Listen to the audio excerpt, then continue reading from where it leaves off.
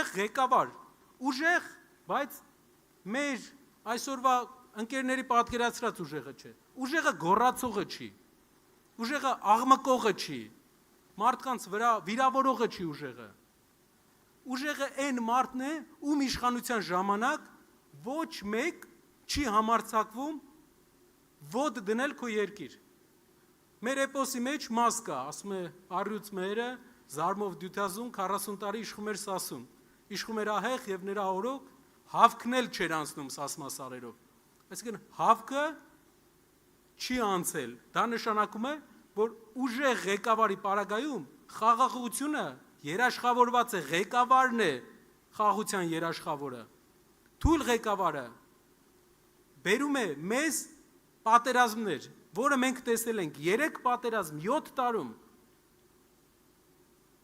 մեր ղեկավարը երկրի դրսում խելոք է, ինչ ասում են իր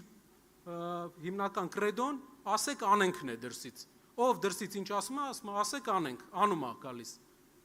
ու մի քիչ պարզեցնում եմ, բայց մեծ առումով դա է, իսկ ներսում ուժեղ ձևացնում է, թե ուժեղ է և բանտարկում է իր ընդդիմախոսներին, իսկական ղեկավարը,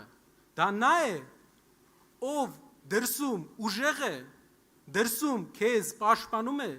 ինչ ասում են,